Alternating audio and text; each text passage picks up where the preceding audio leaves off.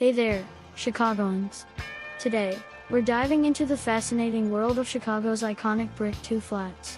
These handsome and well-built housing units have been a staple in our city for decades.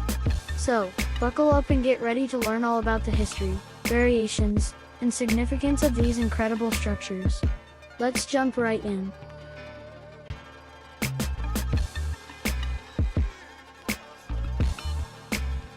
Chicago, known for its diverse neighborhoods, is home to the famous Bungalow Belt. But did you know that these bungalow neighborhoods often feature brick two-flats built by the same developers? These two housing forms complement each other perfectly, offering both economy and affordability. In fact, a two-flat is essentially a stacked Chicago bungalow in terms of layout and design, minus the hip or gabled roof.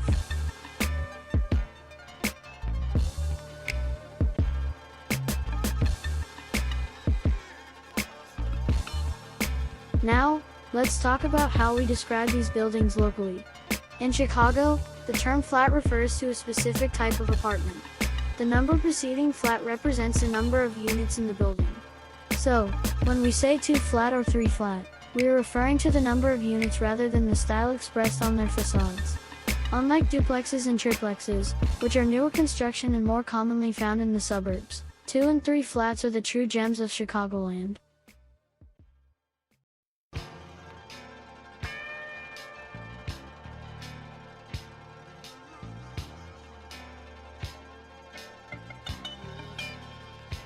These flats can be found in various neighborhoods, stretching from the furthest southern areas to the furthest northern neighborhoods.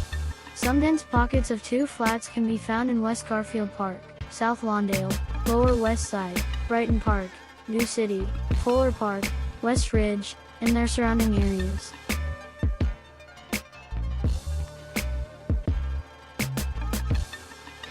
Now, let's dive into the history of flats in Chicago.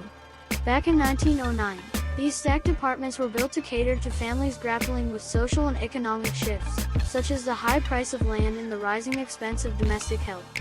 However, the two-flat proved to be more than just a solution for fancy Chicagoans. It became a successful way for people to achieve stability and upward mobility. The more units in a building, the more affordable the units tend to be. So, if a single-family home was out of reach, a two-flat offered the opportunity to rent out half of the building to help pay down the mortgage.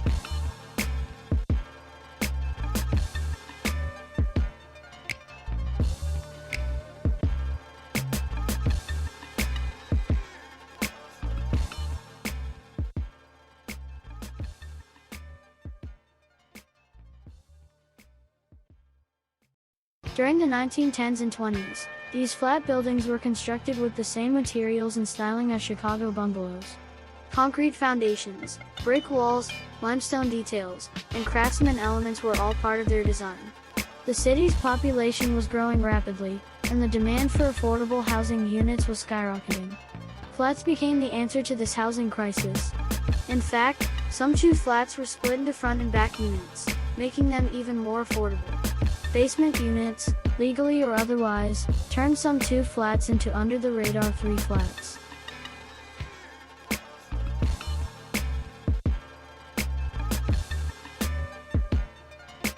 To this day, two- and three-flats make up more than a quarter of Chicago's housing.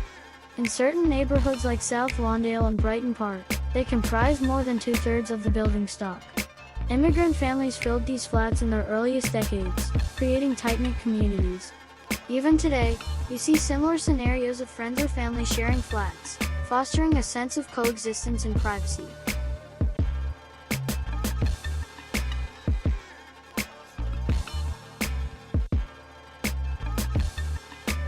Let's explore the different types of flats found in Chicago. Two- and three-flats, the most common variations, feature long, stacked apartments with living rooms in the front, bedrooms and sometimes a dining room in the center, and a kitchen in the back. These brick-clad siblings replaced the earlier gray stones, offering a more economical option for builders.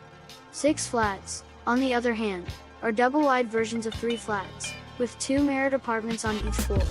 They often feature classical revival or arts and crafts styles, occasionally with large front porches. And then we have one-flats, which are one-story, single-family homes with all the charm and detailing of their multi-flat siblings. These one flats have the same layouts, brick construction, limestone detailing, and even parapet walls as 2 and 3 flats.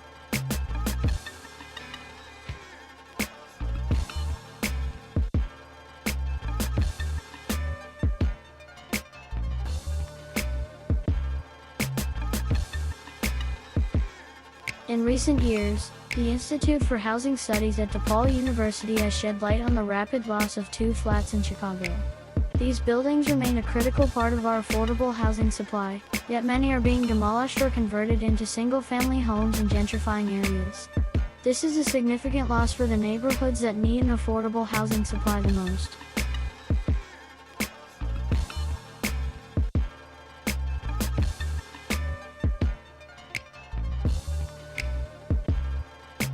These hard-working buildings continue to be owned by small mom-and-pop landlords, ensuring a robust affordable rental stock and providing opportunities for small-scale developers. So, let's give a round of applause to our beloved 2 flats and their taller bungalow cousins for their invaluable contributions to our neighborhoods.